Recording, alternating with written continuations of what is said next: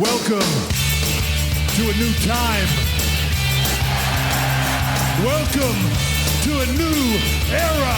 This ain't WCW. This ain't Monday Night Raw. This ain't SmackDown. This ain't even WWE. Feel the wrath of the pythons. You shall feel the wrath of Hulkamania. This is where the power lies. And that's the bottom line, because Stone Cold said so. He put hard times on Dusty Rhodes and his family. I got a 66 and 2/3 chance of winning because Kurt Angle knows he can't beat me and he's not even going to try. It's time to step into the squared circle and get it done. Welcome everyone to Legends and Champions, coming to you live to tape. To quote the legendary Colt Cabana from the old Art of Wrestling podcast, Andy Evans here from the United Kingdom, bringing you all of the Legends action exclusively on Celebrate Wrestling. How you all doing? Hope everyone is well. Coming up this week on the show, it's a big one. I'm going to be joined by Stefan Bennett. We're going to be talking all about the legendary WCW pay-per-view Superbrawl 1. But before we get into that goodness, it's time for this. He'll make it sweet. He'll make it short. It's time for Andy's Weather Report. Yeah. My good friend Joe. So, yes, the weather report here in the United Kingdom is very wet. And I mean wet. It has done nothing but rain non-stop. I mean, we've had more flooding in the UK than I can remember for a very long time. You cannot leave home without a brolly. It's just wet. It's horrible. I don't recommend it at all. It's just not good. It's really not good. No. Anyway, hope everyone is well out there in podcast land at Celebrate Wrestling. What a month we have had so far. January officially now in the books. It's February. The Rumble is done. We're on course for the Elimination Chamber. We're at Wrestlemania season. We are kicking off. We're getting ready to go. And this week on the show, as I said, we're talking about a classic WCW pay-per-view Superbrawl 91 that took place in May of that year. It's an intriguing show. It's an intriguing pay-per-view, and I'd love to know what you guys think of it over on Celebrate Wrestling on Facebook. All you need to do is search for Celebrate Wrestling at facebook.com. Click on join. Mike will let you in, and then you can be a part of that great community that we have over there. It's worth joining, right? Because you get to interact with some of the most wonderful fans and listeners and community, and it's really a family over there, so join it as well. Now, if you want to keep up to date with all of the happenings in the world of professional wrestling, it's very easy to do so at Celebrate Wrestling. Just search for us on a podcast provider. That could be Spotify, Apple, iHeart, Pandora, Podbean, whatever. Amazon Music, whatever. Search for Celebrate Wrestling and then hit that subscribe button, and you will get all of the action. So you will get me every week on a Wednesday with Legends and Champions, looking back at all of the retro goodness. On a Saturday, you will get Mitch and Dimitri, the Greek World Order, with the alternate commentary table.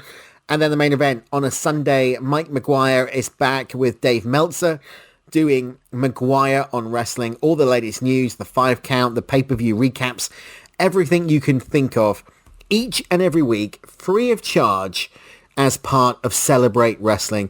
If you want to donate and help out with the running costs, that's absolutely fine, and thank you so much. We appreciate it, but you don't have to.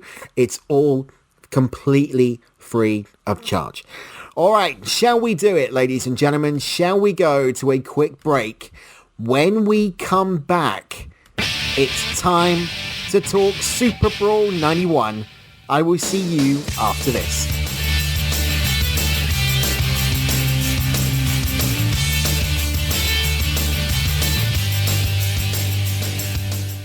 The alternate commentary table, ACT, brought to you by the Celebrate Wrestling podcast feed. Listen, it's Mitch, it's Dimitri. We got this little pod thing that we do every single week where we talk about the week in wrestling and the way in which we do it from the other side of the railing, right, Mitch? I like that. We're coming at it because we love it, we hate it. The alternate commentary table, ACT. Download it anywhere where you're getting your podcasts. Sure.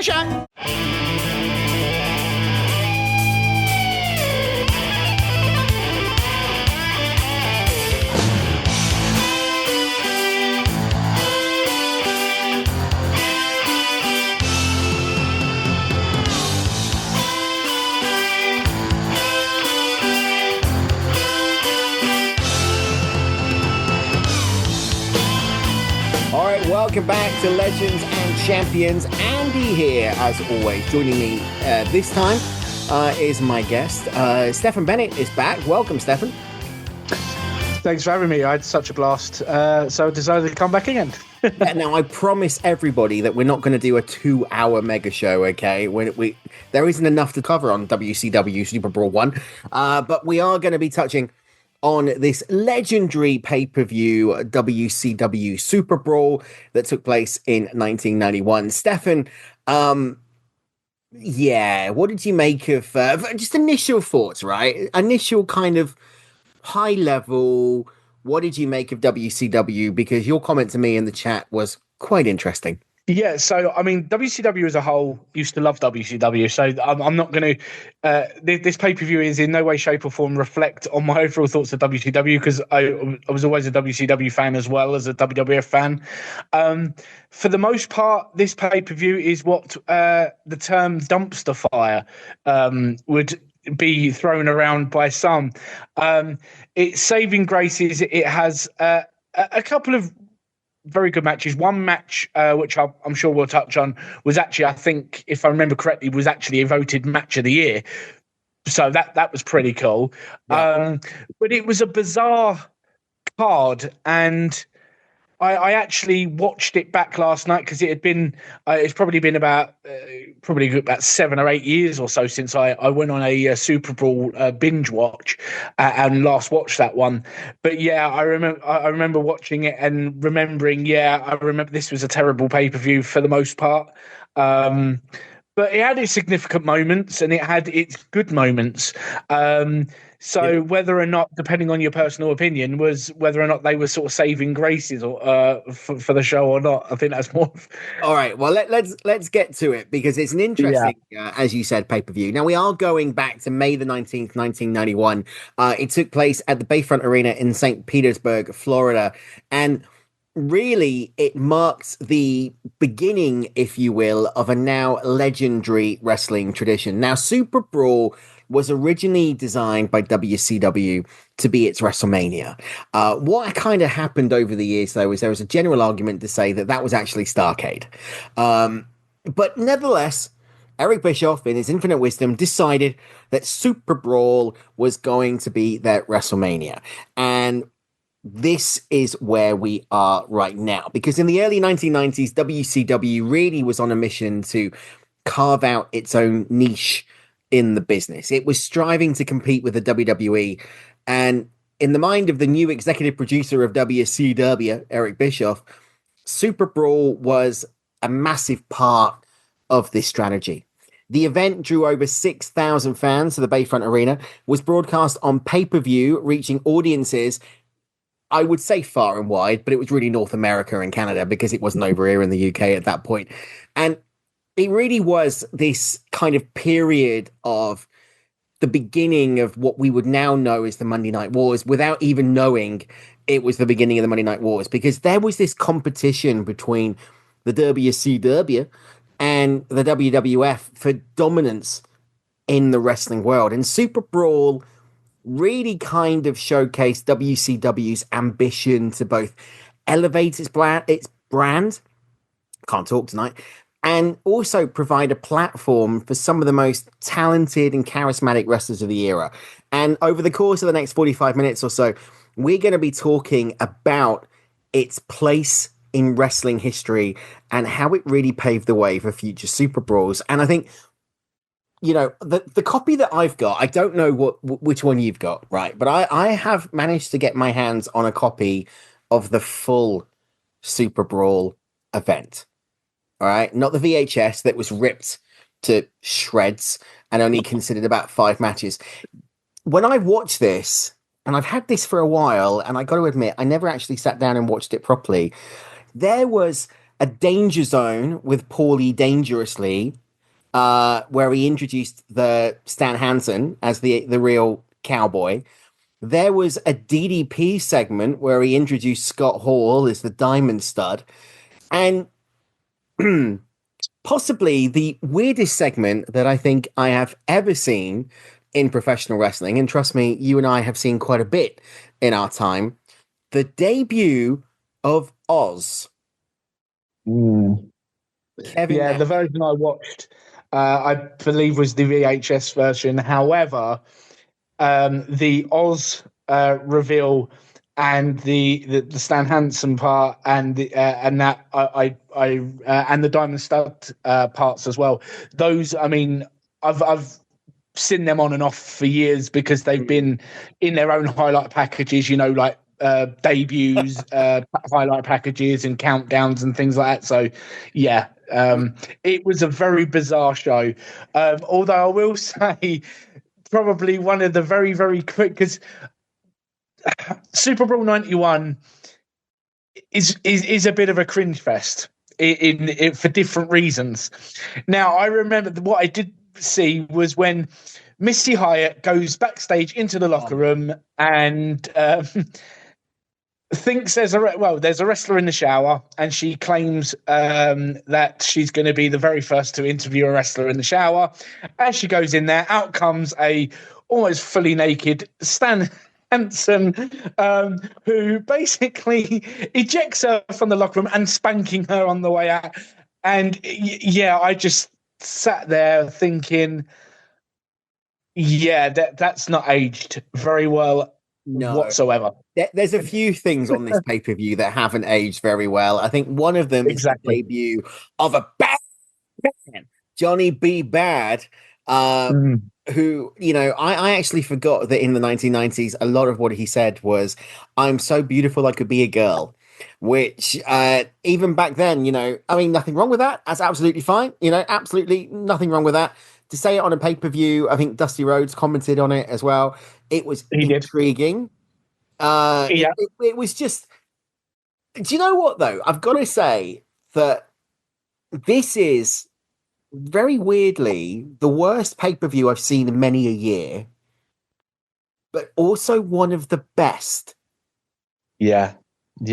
And it's not just because of the main event, the double main event, the tag match between the Steiners and Sting and Lex Luger, or the world title match between Ric Flair and Tatsumi Fujinami.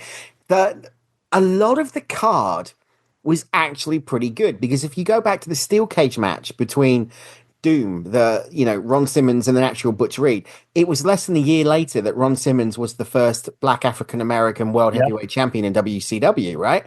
And there was a lot of blood in that match. There was. It was very hard hitting. To be fair, that match did deliver, because it was everything you kind of expected. I did find it absolutely hilarious, and I did chuckle to myself seeing a much younger Theodore Long being suspended above the cage in a mini cage. That was quite amusing. But it was very hard hitting, and I do, but because I think Butch Reed, it was strange because Butch Reed got announced as Hacksaw Butch Reed, and I was like, I'd almost forgotten he was given that moniker for a period of time, and I just always thought it was a very strange nickname to give him. I mean, with that Hacksaw Jim Duggan, I know some wrestlers, you know, can share the same sort of nickname over the years and things like that, but I didn't think it fit Butch Reed. But Ron Simmons, that split when Doom did split, it was because it kind of put, I mean, obviously as a kid, I didn't understand the whole race side of things, and I know obviously growing up how much politics there were regarding African American wrestlers and that not being given the best opportunities and whatnot. So I didn't fully appreciate that when Ron did become WCW World Champion, become the first African American World Champion. How huge it was, because I was just a kid. I didn't really understand that side of things. But when you look back on Ron's career at that time and what led up to that, you can see. We talked, recently about, when the Rockers split and how the trajectory that Shawn Michaels went on. Ron Simmons went on his own, and he had the makings of being a star. And I do still feel that if times have maybe been a little bit different, Ron Simmons could have had an even more stellar career than what he actually had. I kind of disagree with you there, because I think that this is where it's nice having someone to bounce off.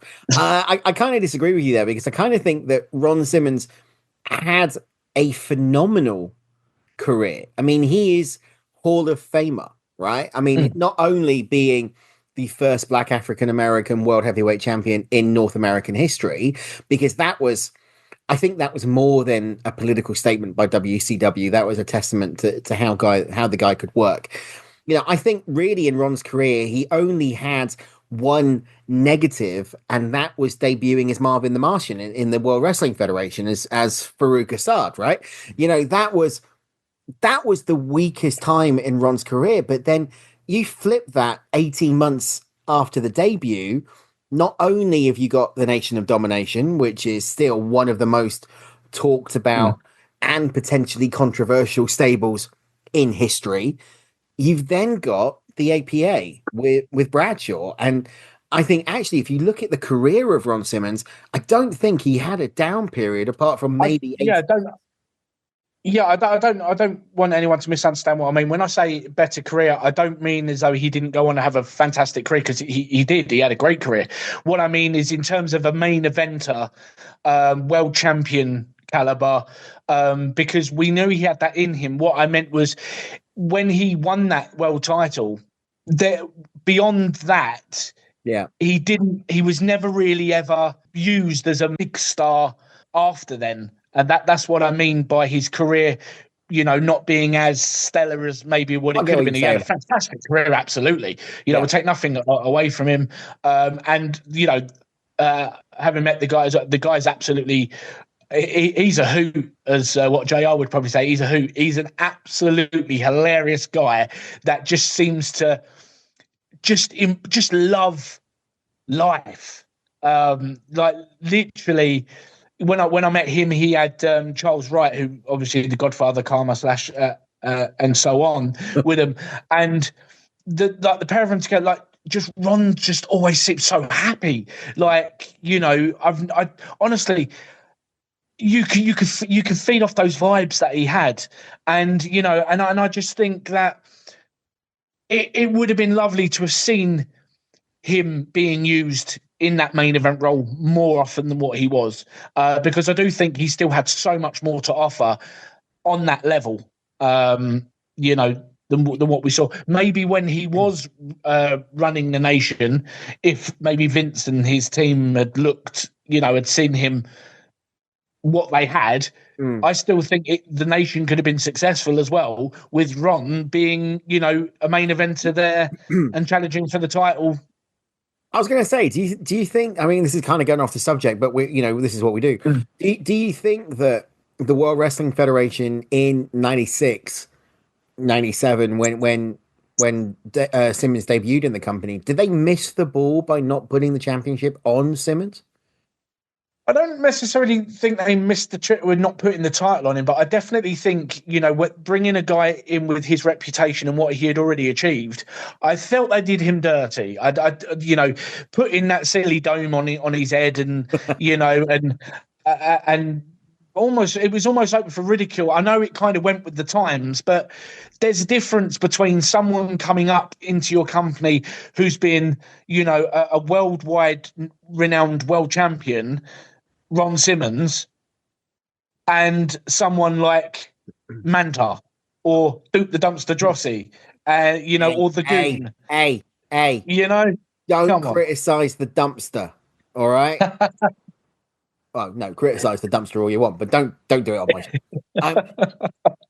I was always surprised with with the World Wrestling Federation because I did always think, was it a rib on AOL Time Warner having Ron Simmons come in as this Marvin the Martian style, character? Because that's really what he kind of looked like, right? With the outfit and everything else. And of course, WCW at this point is owned by AOL Time Warner. So it makes you think, was it a rib on them? We'll never know. I think the biggest rib was him being paired up with Sonny. But that's a whole separate conversation that I don't want to get into right now. One thing that I do want to touch on, though, is the commentary team, because what was really unique about WCW at this time is they really had 3 different announce teams, and the way they presented themselves was very different. On pay-per-view, it was good old Jim Ross and the American Dream Dusty Rhodes. On WCW Worldwide and WCW Saturday Night, it was Tony Schiavone and Eric Bischoff. All 4 men played a prominent role on this pay-per-view. Bischoff is the host, Schiavone in the Gene Oakland style role, and JR and Dusty Rhodes on the commentary team. We're accustomed at this point in 1991 to having Gorilla Monsoon and the Brain Bobby Heenan. So really, how did this feel compared to the World Wrestling Federation? Well, I mean, to be fair, I've always been a fan for the most part over the years of the World Wrestling Federation's commentary teams. I've always really enjoyed, even back when Lord Alfred Hayes used to be on it, representing the UK, you can't argue there. But, everything I used to even enjoy it as more so when I was younger. Vince on commentary, because of the way he used to, the uniqueness of his delivery and of his lines, and that I used to love that. And anyone pretty much could work with Vince, but I used to love the guest stars when you'd always have great fun listening to Vince with like Roddy Piper on commentary, Randy Savage on commentary, which to be fair was probably way too soon in his career to be stuck on commentary. It wasn't really until we ended up with the likes of Byron Thaxton and that on commentary that I really thought it was a load of dross, and it was terrible. WCW, same thing. I've always enjoyed their commentary teams that they've had. When you look back at, like, for example, Superbrawl having Dusty Rhodes.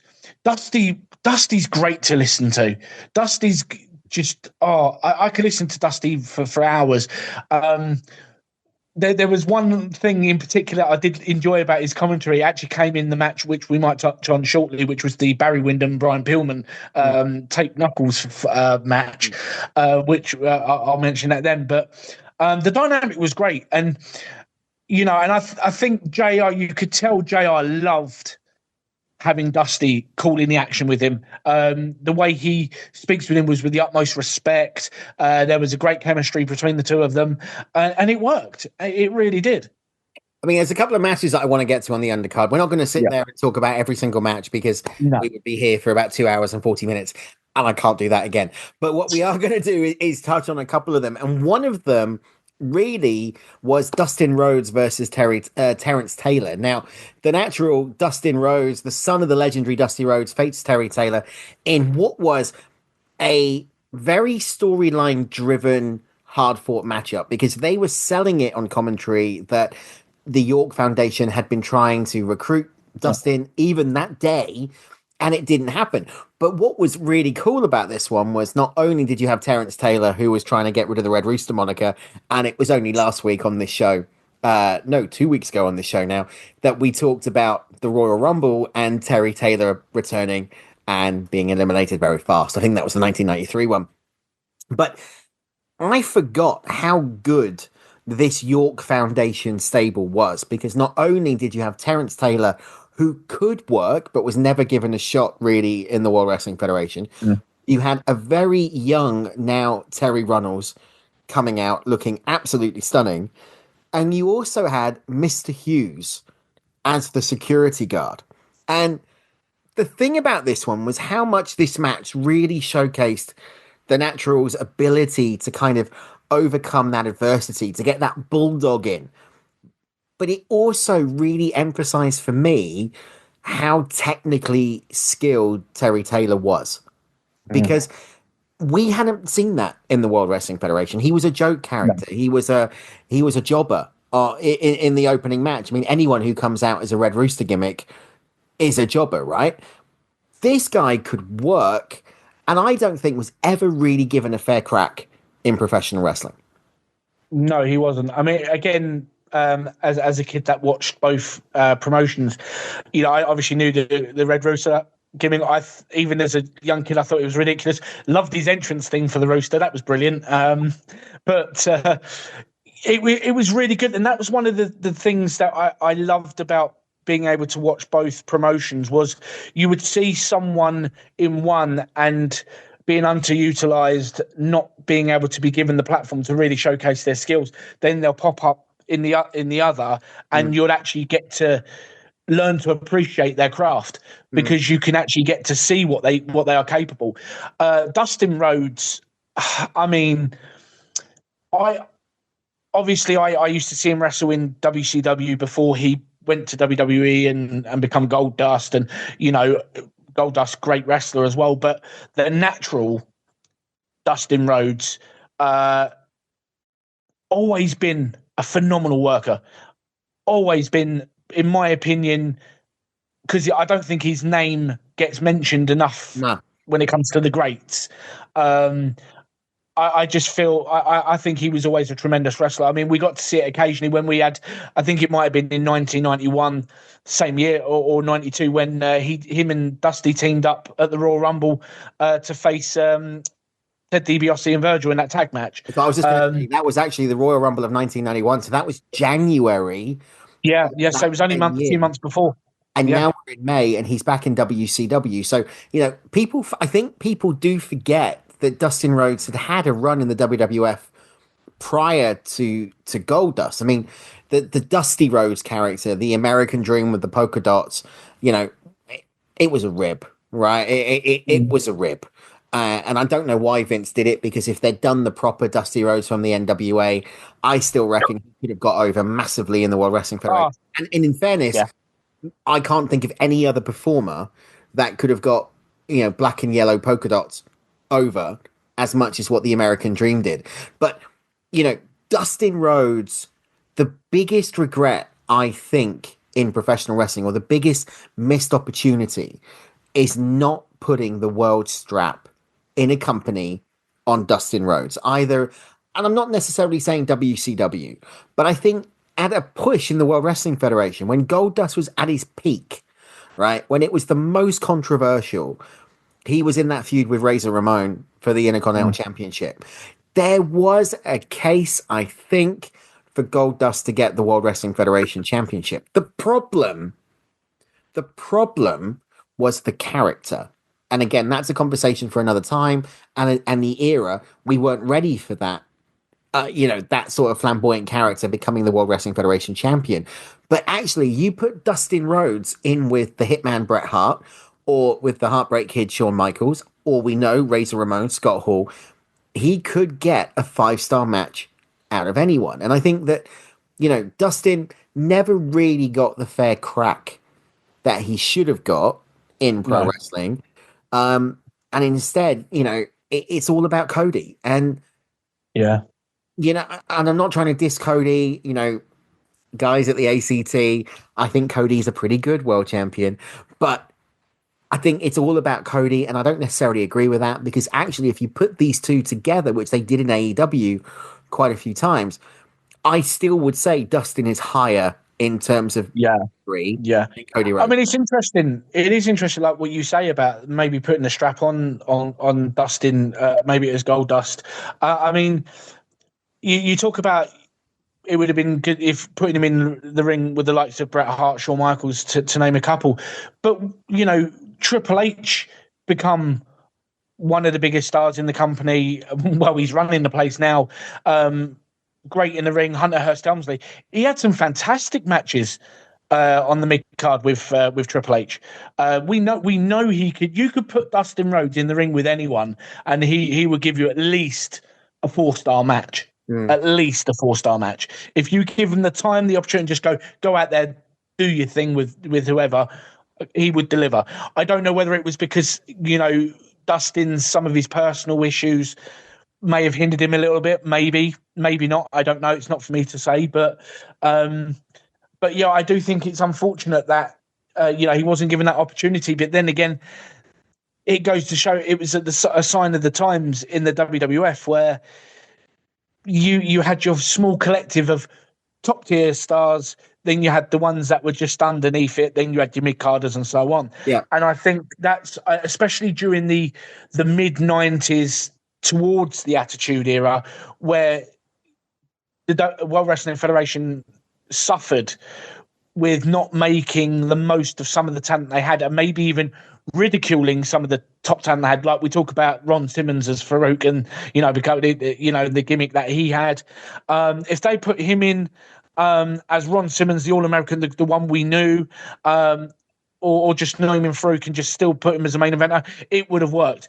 That I think Vince was a bit naive and didn't utilize the big names. I mean, we talked about Lex Luger recently and how we felt they wrongfully packaged him and used him in the World Wrestling Federation. Oh, totally. There's so many people, a lot of people, not talking about Vince as the person or anything. A lot of people spent so many decades calling Vince McMahon a genius, which to an extent he was, but he was also very, very naive, cynical, and made a lot of errors and had a lot of missed opportunities. Oh, absolutely. And I totally agree with you. But whether or not the demons were there or not, if you look at the overall career of the Natural or Gold Dust, or whatever you want to call him, or even what he is now in All Elite, he is in my view, a certifiable Hall of Famer. And there's an argument to state that actually, if you think about someone like the Hot Rod, Rowdy Roddy Piper, he didn't need the World Championship in order to his legacy. And there is an argument to say that. But this was really unique hearing Dusty on commentary, because they obviously acknowledged the fact it was Dusty's son. Dusty was very personally involved in this one. But I have to say, I loved the fact that the computer came out.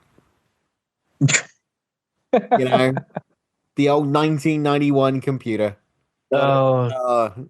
It's just, anyway, let's touch on the other match before, we got to move on. There's a couple of things I really want to get to in this, but one of the other matches was the one that you've referenced, and that is Barry Windham versus Fly-In Brian. That's my Gary Michael Capetta impression, because this was a match that showcased both athleticism and technical skill. Pillman was known at this point as the light heavyweight. He was the high-flying maneuvers. He had the relentless energy. Barry Windham, a Four Horsemen member, a seasoned veteran, was brawling. It was technical. And the match really was back and forth. Both competitors kind of displayed their unique styles. Both Pillman's agility and Windham's experience made for a contest that really did, and you could see this in the arena, had the audience on the edge of their seat. Yeah, and it really got me. Dusty's commentary in this match, it was because I remember he said he referred to Barry Windham as arguably the best wrestler in the world today, and like literally just nailed it. And then about 2 minutes later, he goes, "There's a moment where sort of Windham's sort of in the corner asking the ref to get Brian to back off a little bit because of like the closed fists and all that.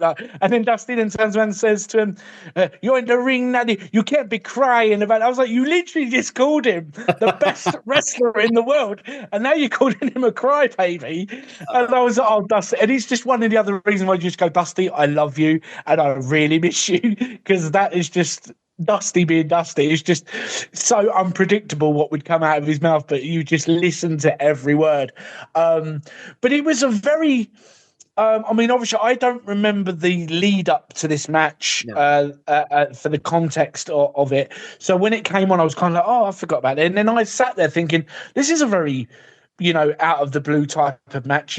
Putting Brian Pillman in there with Barry Windham of all people, and it's a taped fist match fight. So, and I was thinking, I don't know what the context is, and I tried to do a little bit of research, didn't really find very much.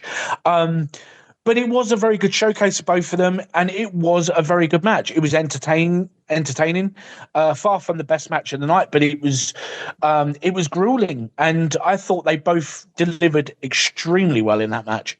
Oh, I totally agree. And I agree with you. It wasn't the best match of the night because the best match in the night is upcoming. And that's El Gigante facing off against Sid Vicious in a stretcher match. Now, believe me if I'm wrong, but I always thought the rules of the stretcher match were that you put your opponent on the stretcher, right? And then you wheels them out, yeah? El Gigante did a claw pin. Yeah. It made no sense. I will say, actually, what a spectacle it was to witness once again how, not in a good way, to actually see Sid Vicious, El Gigante squaring up, and for the first time, Sid looks snack-sized. He looks so small. It was a cluster of a match. It was terrible. Seeing, we got a bit of interference from Kevin Sullivan and One Man Gang coming out, which was even more random. The stretcher, there was no point in it. If anything, the only thing the stretcher really did for me was just, here comes El Gigante. Oh, look, he's just carrying a stretcher that normal EMTs would take, two of them to push along and get someone to put on there. And I'm not being funny, but neither man was going to fit on there anyway. They were too big. I know. It was crazy. And when they announced it was kind of like, what? And then, Anyway. And that, folks, was not match of the year. No, second match of the year. When we come back, we're going to go to a quick break. When we come back, we're going to be talking about not only the main event, the World Heavyweight Championship, and the NWA, the IWGP and the WCW NWA World Heavyweight Championship, Ric Flair, Tatsumi Fujinami. We're also going to be touching on the big tag team encounter between the Icon Sting, not called that, called the Surfer Sting, and the Total Package, Lex Luger against Rick and Scott, the Steiner Brothers, plus Black Bart was in action. We're going to talk about, kind of what happened in that match against Big Josh and the two guests that made their opinion. It was a bit of a raw crowd. Take that for what you want. We're going to go to a break. When we come back, more of Legends and Champions. We will see you after this.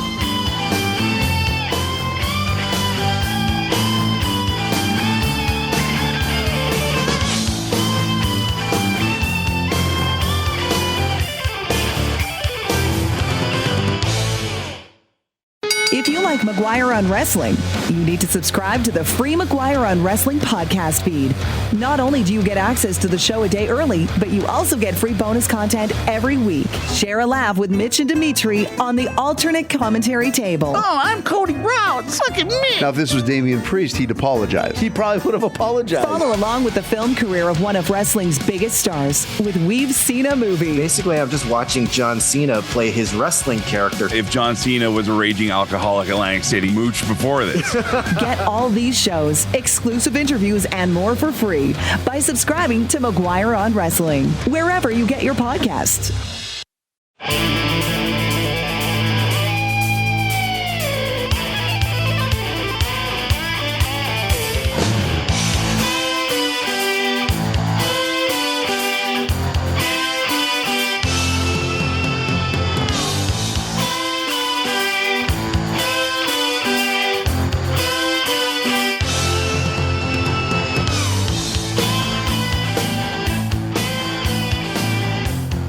Welcome back to Legends and Champions. Andy here with Stefan, still talking about WCW Superbrawl 91. So far, we have talked about some of the matches on the card, and we've still got some big uns to go, including this one. The match between Big Josh and Black Bart. It's on the undercard. And it really was a match that brought a mix of brawling and character work. Big Josh, a lumberjack character, brought a unique presence to the ring with his log and jovial demeanor. You know, you talk about Duke the Dumpster Drosy. Black Bart, a tough, gritty competitor, was a stark contrast. But what was really the big takeaways from this one was Big Josh coming down to the ring with 2 grizzly bears on their hind legs. I mean, health and safety would do a runner right now. And I'll be honest, I forgot about this. I really forgot about Big Josh coming out with the bears. I mean, I'm not surprised, Andy. I mean, you know, I even forgot that this match even took place originally. It's not saying I remembered. I remembered the bear. I didn't think it was this match. Couldn't remember who it related to. I did remember there being an entrance with 2 bears on their hind legs during an entrance, but that was something which had been logged in my mind for years, where I thought, I'm sure that happened. Couldn't remember what event, couldn't remember who it was, but I'm sure that happened. And then, you know, left it at that. But yeah, I mean, I believe Josh was Matt Bourne, wasn't he? The late Doink the Clown. Yeah. It again. To be fair, I think this was the sort of a theme that went on with WCW around about that time. You know, we talk about the World Wrestling Federation's gimmicks and some head scratching ones at that. This is up there when it comes to WCW. I mean, come on, this was up there with Oz, like the worst gimmicks of all time. I mean, you know, what were they thinking? I mean, seriously, if you look very closely, yeah, the bears were muzzled, right? And they were obviously tranquilized. But if you look at the crowd in the aisle as these bears are walking down, there were a couple of people there that looked legitimately scared to death. And at one point I thought, that's people dressed up in bear suits, right? It's got to be. Oh, no. They were proper bears. I swear to God, one of the bears relieved itself on the way to the ring. I'm not 100% sure. I did go back and check it, but I can't be 100%. I don't know why I went back and checked it, but I did. That's how into the bears I was. What does that say about me? I don't know. Let's move on. I'm not applying for the traitors now. But it was just no. Why? Why? It's up there with RoboCop, isn't it? It's up there with the Chamber of Horrors match and the electrocution. I mean, come on. This is WCW early 1990s, though, isn't it? I mean, if they'd done this, if the WWF had done this, we would have been all over it saying how bad it was, right? Oh, yeah. I do want to give a shout out because obviously, you know, Black Bart had only just debuted with WCW at that point. It was meant to have been the living legend Larry Zbyszko facing off against Big Josh. I don't quite know what would have been worse, actually, Black Bart or Larry Zbyszko in this match. But, you know, we do have to send our condolences because it was only earlier this month that Black Bart passed away following a battle with cancer, and he did have an illustrious career in professional wrestling. But I'm sorry, nobody could have made this match a catch as catch can classic. I mean, it was not. Yeah. It wasn't. Yeah, I mean, but that's the thing though. I mean, I think it's also, I think a lot of wrestlers, they get a lot of stick for matches like this when I sit there and I really think these things and go, I don't think it's on them. You know, I don't think it's on them at all. But I mean, whoever's idea it was to get 2 live bears to accompany Josh out for an entrance. I mean, I have no idea how that was even thought to be made possible. You know, and it's true. I mean, if it had been Vince, I could imagine Vince probably, probably would have thought and go, oh, if I don't think it was that bad, pal. And I would say, oh, let's get an entire zoo in for an entrance or something like that. I mean, you know, how do you sit in a creative booking meeting and go, oh, do you know what we're going to do in May at Superbrawl live on pay-per-view is we're going to fly two grizzly bears, and you're going to walk to the ring with them. They're going to have muzzles on, so don't worry, it's safe. But you're going to walk down with two bears. I mean, how does that even come up? Honestly, I have no idea, unless someone said it in jest and creative, and then all of a sudden they just sort of like, hold on a minute. Yes, let's do that. And then being like, I wasn't being serious. No, but we are. It's happening. Vince would have taken it one step further. You know that, right? Because Vince would have. Get the bear in the ring, tag him in the bear will get the pinfall. It reminds me of that Big Show movie. Was it Knucklehead, the one where he wrestles the wild bear? Yeah, I try to forget it. Yeah, anything. Right, let's move on to a match between two absolute legends. One of them is a member of the Four Horsemen, Double A Arn Anderson, going off against beautiful Bobby Eaton. I mean, this was the grudge match, right? And this rivalry really stemmed from the previous encounters and the competitive spirit within the Four Horsemen. Anderson was a cornerstone of the Horsemen, known for his no-nonsense, hard-hitting approach. I mean, he was the enforcer, right? Double A. Eaton was an accomplished tag wrestler looking to make that mark in that singles transition. And the hard-hitting bout just actually did go to show how good WCW was and how good some of that roster was. Because really, you know, Double A on Anderson and Tully Blanchard, when they went to the World Wrestling Federation in '89 as part of the Brainbusters, never really quite got the same level of overness or respect from the promoter as what they did as part of the Four Horsemen in the WCW NWA. And Anderson, say what you want about the guy in terms of the physique or the look, he is a bloody good worker, certifiable legend, and the same for beautiful Bobby Eaton. Two of my absolute all-time favorites. Two of my absolute all-time favorites. I mean, I was always a Bobby Eaton fan, beautiful Bobby. For someone who had spent a huge chunk of their career up to that point as a tag team wrestler, getting his props as a singles competitor, I loved it. I loved him, and what a guy to have! What a match! I mean, for me, someone like me, it's a dream match.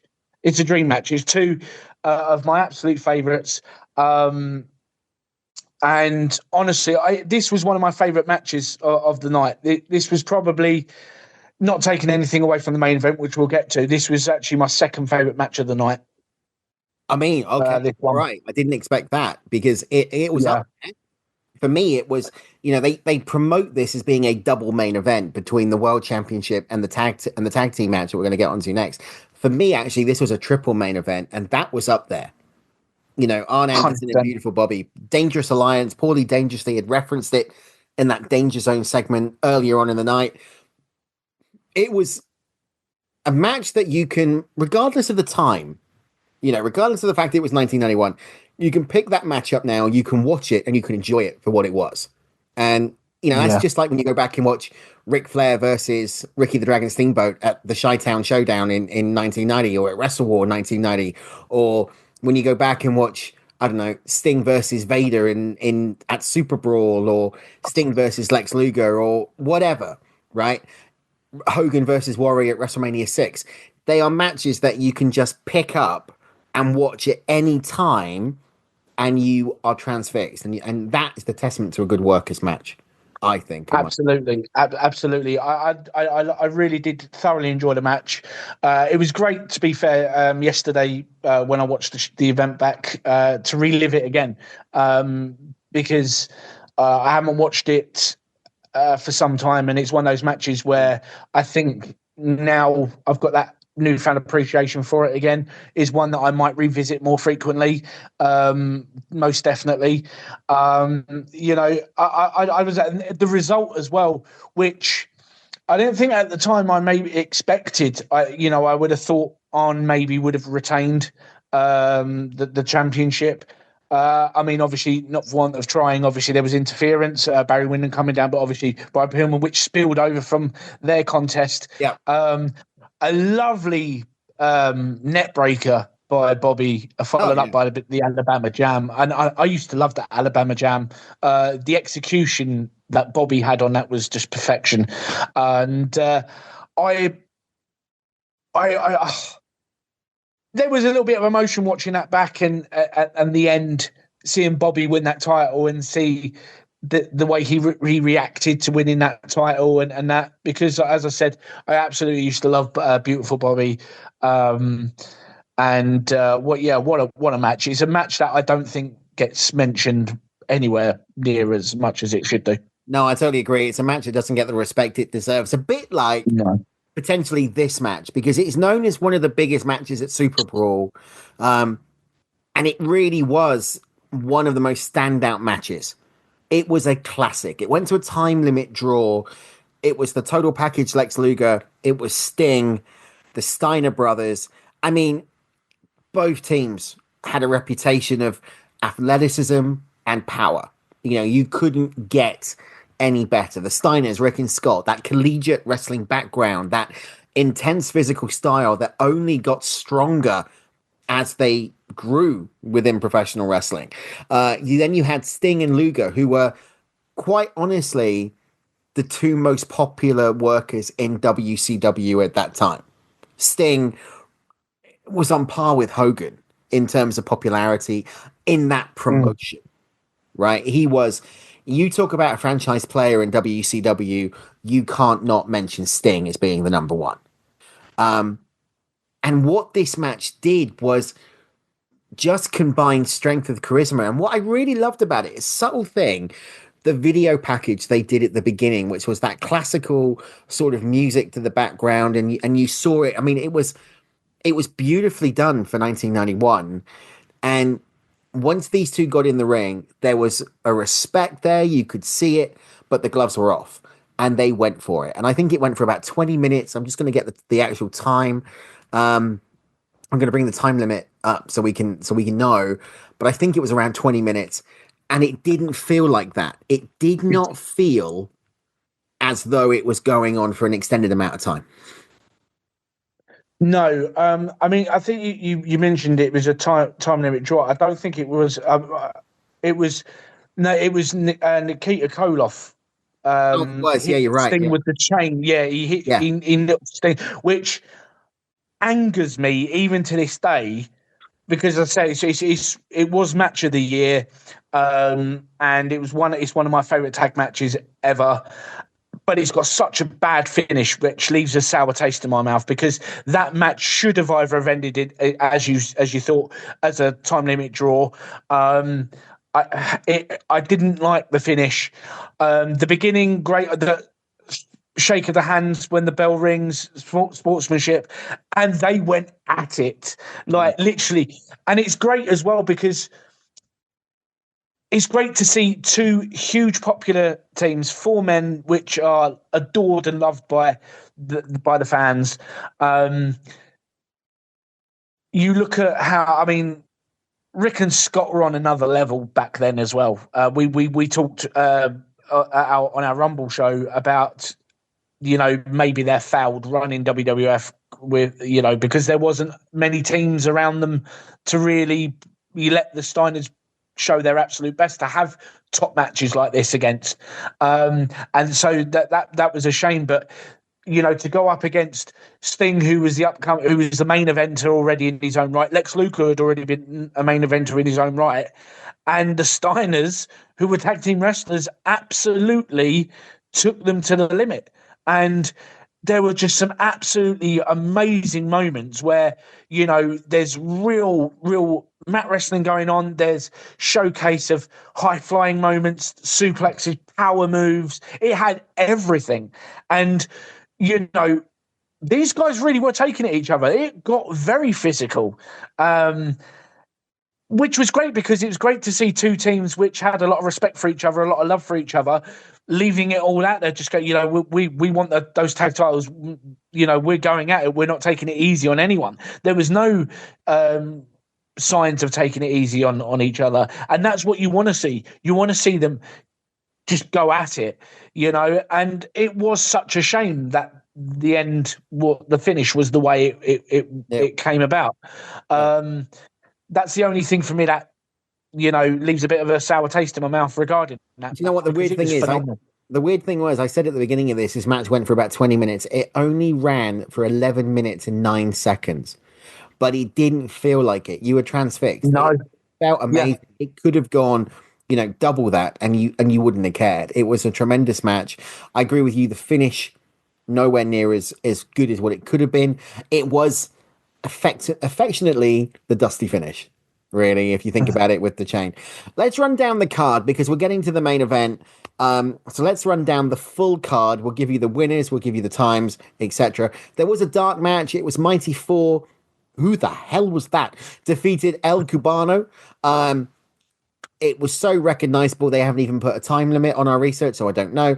WCW US Tag Team Championships was up for grabs as the Fabulous Freebirds, Michael P.S. Hayes and Jimmy Garvin defeated the Young Pistols, Tracy Smothers and Steve Armstrong, of course, fresh from the World Wrestling Federation, if you go back to WrestleMania. Yeah, remember them. And WrestleMania 4. There was a singles match. This one went for an entirety, 3 minutes and 11 seconds, as Dan Spivey defeated one half of the Rock and Roll Express, Ricky Morton.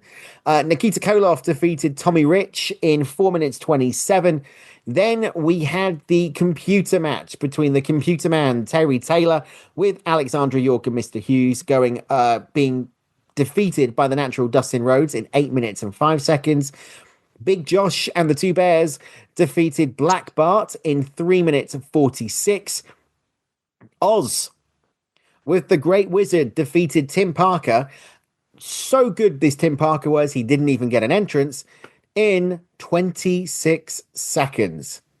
I mean, very quickly on this one, Kevin Nash did look impressive as Oz. I mean, he looked huge. And they did, if they'd not given him such a crappy gimmick, it could have gone over. But considering he was Oz, Vinny Vegas, and nothing worked until he went to the World Wrestling Federation as Big Daddy Cool, says a lot about WCW, really. Yeah, I actually said to Kevin Nash in 2013, I think it might have been, we was talking, it was during a talk which Hall and X-Pac were at as well, and I said to him, think, what things could have been like if things hadn't have gone the way that they went, and he was just like, he was like, things just kind of just happen for a reason. That, and I said, and if it didn't, I said, we always will have Oz. And he looked at me and he just went, it went, come on, man, don't do this to me. But he laughs at it, and that's what I do love is you've got some people who absolutely just don't want to ever remember anything that particularly happened. To be fair to Nash, he sort of looks at it, rolls his eyes, and he's just kind of like, yeah, I know, it's okay. The thing is, though, damn well Vince would have put the strap on him. Oh, yeah, the great powerful Oz. Yeah, absolutely. We would have had a female wrestler called Dorothy. We would have. Talk about your Two Bears and that. We would have had a Tin Man, a Scarecrow, and a Toto. Vince would have made it happen. And the entire entrance ramp down to the ring would have been a yellow brick road. Vince would have done that. Vince would have done it. Vince would have done it. He would have done it, and it would have been in your house, yellow brick. Elton John would have done the theme. In your house, this ain't Kansas. Moving on, Barry Windham defeated Brian Pillman in a take fist match in 6 minutes 8 seconds. El Gigante, as we said, defeated Sid Vicious in a stretcher match in 2 minutes and 13 seconds. The steel cage match, 9 minutes 39 between Ron Simmons and Butch Reed. The Steiners defeated Sting and Lex Luger in 11 minutes 9. Bobby Eaton defeated Arn Anderson, and we didn't mention it was for the WCW World Television Championship in 11 minutes and 50 seconds. And that brings us on to the main event. Ric Flair, the WCW World Champion, defeated Tatsumi Fujinami, who was the NWA World Heavyweight Championship. It was to combine the belts, 18 minutes and 39 seconds. What was interesting here was that it was only, I think it was 3 days or a week earlier. Actually, no, it took place on March the 21st, 1991. It was the WCW NWA Japan Super Show that had happened in Tokyo, Japan. It was co-promoted by New Japan Pro Wrestling and WCW, and it saw the IWGP Heavyweight Champion, Tatsumi Fujinami, put his title on the line against Ric Flair, who defended the NWA World Heavyweight title. Fujinami won the match and the NWA Championship, becoming the first wrestler in history to hold both. Now, this is where it gets interesting, because the match and the outcome were presented, differently in the US, because they billed Flair as the WCW World Heavyweight Champion. They made no reference to the NWA World Heavyweight Championship. In Japan, that was considered separate. So the WCW, the American sports media, all claimed that Flair had retained the WCW title. Why? Because he'd been thrown over the top rope. Now, bear in mind, this was the unique stipulation of WCW, that unlike the World Wrestling Federation, if you were thrown over the top rope, it was an automatic disqualification, which I never got. I thought that was a ridiculous rule. Yeah, it used to frustrate the hell out of me when I was younger. It really did. Yeah, I never got it. I just thought, well, hang on a minute. Why in Vince, in New York land, can someone get thrown over the top rope in a pay-per-view called the Royal Rumble? Yet in WCW, isn't it all the same, right? And then you watch the NWA anyway. So Superbrawl's main event was really geared up about Ric Flair getting revenge, regaining that NWA World Heavyweight Championship. And they really did kind of go all out as saying that Flair was the hero in all of this. He was representing the USA. And they really worked to make him the face in this match. And what I've really got to say is it was bloody brilliant. It really was. It was a fantastic match. It really, again, for me, controversial with the ending, with the finish. Yeah. But it was great. Again, two different styles. Flair looked fantastic. Fujinami, to be fair, I can't remember what age he was at that point, but he was getting on. He was late 50s, I think. Yeah. And he's going toe to toe with arguably at that time, depending, if you're pro Flair, one of the two probably the best wrestlers in the world at that point. And yeah, my God, what a showing.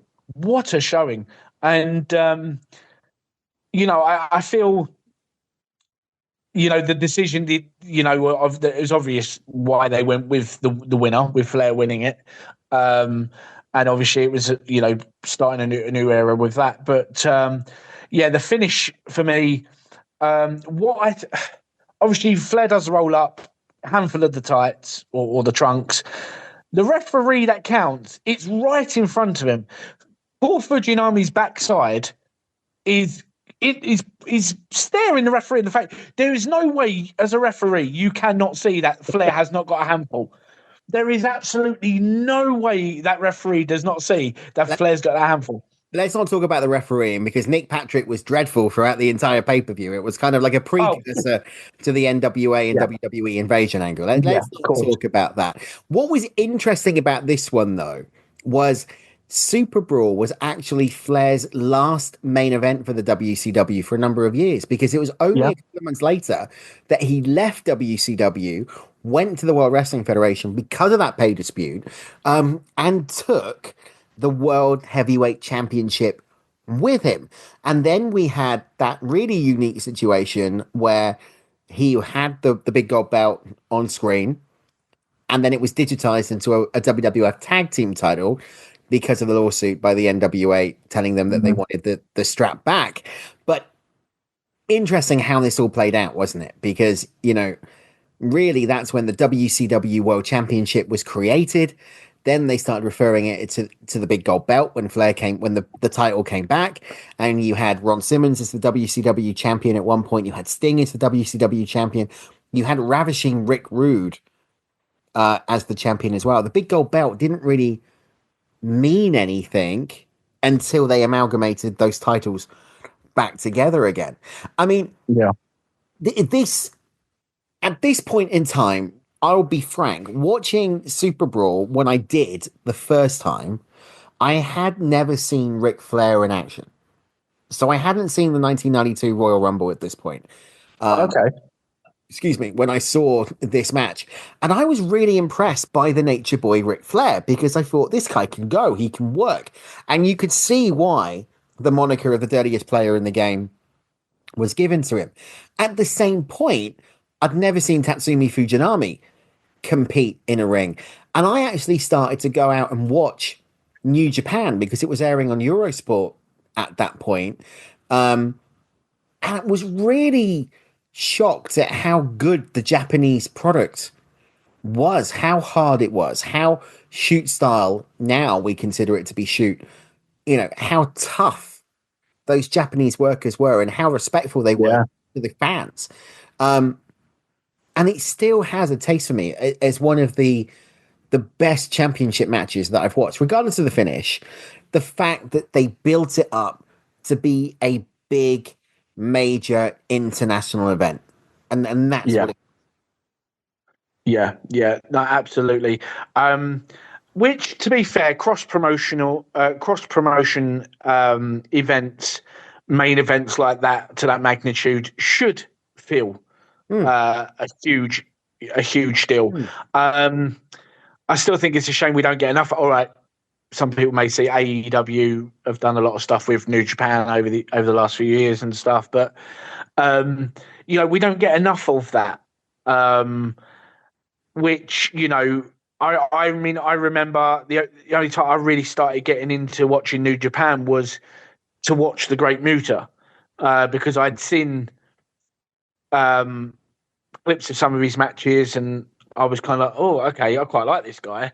And, and I would go and watch some New Japan to watch the Great Muta. When I found out that Hogan was wrestling Muta,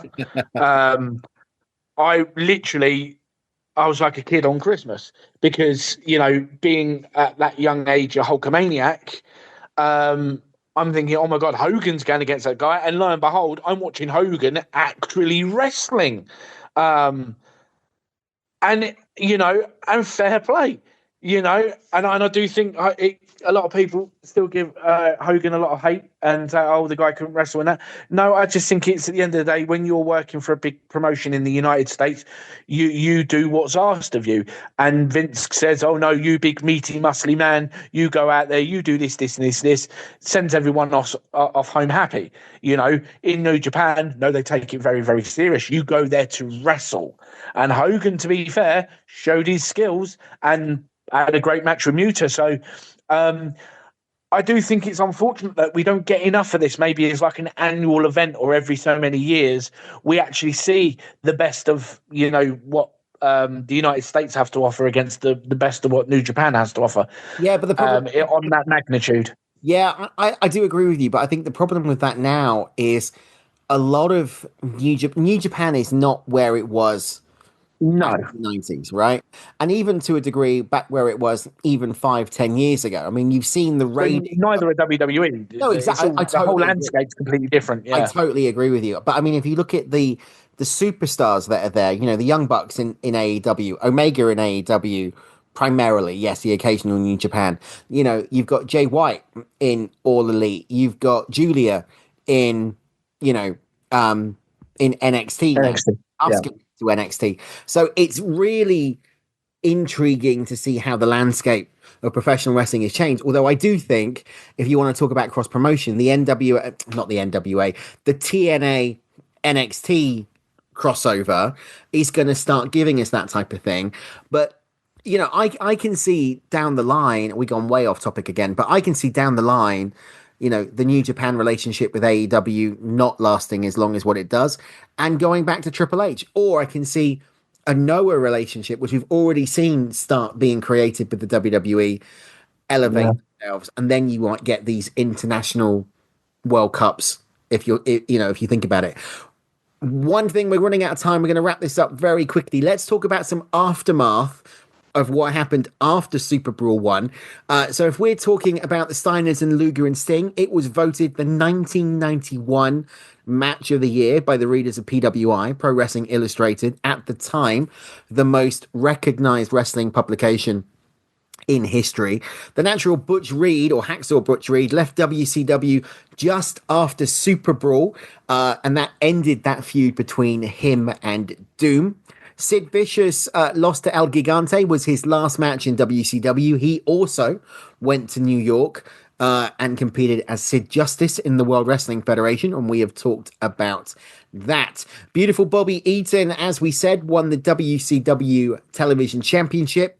He held it for 15 days, losing it to stunning Steve Austin at a taping of WCW Worldwide. Steve Austin would then go on to hold it, for nearly a year.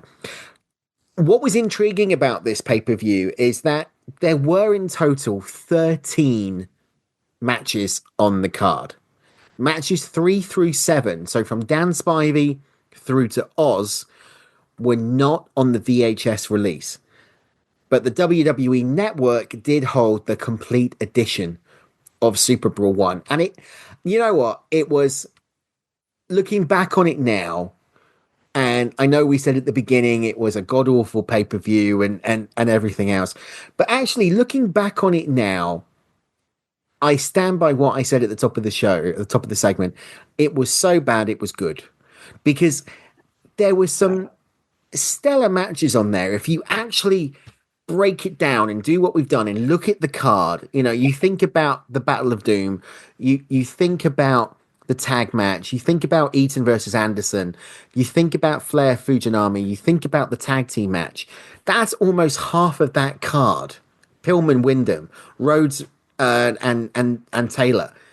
That's over now. Half of the card we're saying is up there as being quality matches. That's a testament for WCW. Oh yeah. I mean, it was, all right, I might have been a bit harsh with the term dumpster fire, maybe. But I just see it because I think the way it because of those other matches that weren't, it was, for me, it was a lot of unnecessary filler that just wasn't very good. But if it had been those, say, 4 or 5, really good matches, and maybe one terrible match, like I'd say we had the Sid and El Gigante, whatever the hell that was meant to be, and that, then I would turn around and said, yeah, it was a stellar pay-per-view with a bit of a silliness thing thrown in it. So, yeah, I get that. I kind of retract my statement a little, but a WrestleMania type show, it was not. Oh, God. But was it? It wasn't up there. Nowhere near that. Okay. All right. It wasn't WrestleMania quality. Although probably better than WrestleMania 9. Ouch. Okay. Ouch. I was going to say to you, was Super Brawl 1 better than WrestleMania 7? Oh. I'm gonna. Do you know what? I'm going to say no. Oh, okay. I'm going to say no. I don't know why. For me, Mania 7 still sticks out a lot more. I mean, there are plenty of people out there probably thinking, oh, you know what you're on about? Of course it was. And, I do think it's a very valid argument. I wouldn't, for me personally, I preferred Mania 7 a tad, little bit more. But that's probably nostalgia reasons. I probably have more of affinity for Mania 7 than what I had for Super Brawl 91. Do you know what? I was going to cover WrestleMania in a few weeks when we get to WrestleMania season, but I really feel like changing my plans and doing WrestleMania 7 next week, where we do the battle of the two super shows, WCW Super Brawl and WrestleMania 7. So that's what we're going to do. We're going to do WrestleMania 7 next week. Would you like to join me to talk about the event from the LA Stadium in the Los Angeles Memorial Coliseum in Los Angeles, of course, not New York, in 1991, WrestleMania 7, the career-ending match, and the match between Slaughter and Hogan. Would you like to join me next week to do the Battle of 1991? Absolutely. Yeah, I'd love to. Okay, that's completely thrown my plans go out the window. My schedule's gone. I've got to rechange all my advertising. So there we go. You've heard it here first. WrestleMania 7 next week. Then we won't be touching WrestleMania until WrestleMania season, but this is too good a conversation to do. That's it. Talking about Super Brawl. Stefan, thank you for joining me. Before I let you go, though, A to E. We normally do 1 through 10. I'm changing it to A to E because I forgot the criteria that I normally do. But A to E, what would you rate the Super Brawl pay-per-view, remembering this for next week? Okay. So obviously A's the best. I'm assuming. And E's like we just don't go there anymore. Okay. Do you know what? I'm going to give it a B. I'll give it a B. Based on those 5 matches that we agree were very, very good. Wow, that's actually higher than I've given it. So I've given it. Yeah, I'll give it a B. Right. If we was doing like B pluses, B minuses, and that, I would have gone like a B minus. But you can do whatever you want. I mean, it's A to E, right? Yeah. You can do whatever you want. But you've got a B. I've got a B. So let's see. Next week, when we talk about WrestleMania 7, will it beat a B and a C? We'll find out next week. Stefan, thanks for joining me, as always, here on Legends. We're going to go to our last break. When we come back, we're going to talk about something. I don't know what, but we'll talk about it in just a second. We'll see you after this for more Legends right here on Celebrate Wrestling. See you in a second.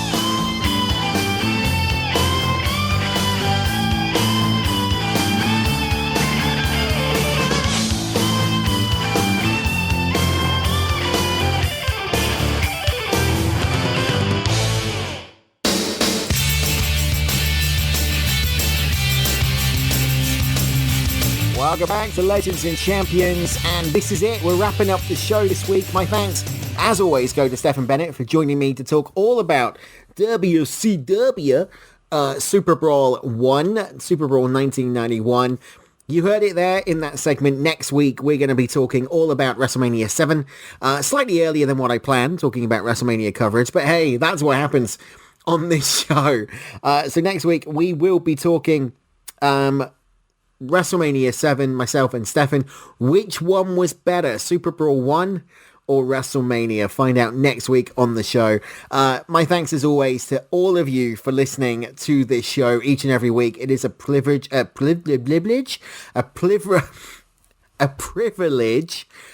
a pleasure to do this, and I look forward to welcoming you back next week. And don't forget, all this week on Celebrate Wrestling, you can join in all of the fun with Mitch and Dimitri on the alternate commentary table, with Mike on Maguire on Wrestling on Sunday. We will see you next week. Until then, my friends, so long, farewell, see you at the matches. Bye-bye now.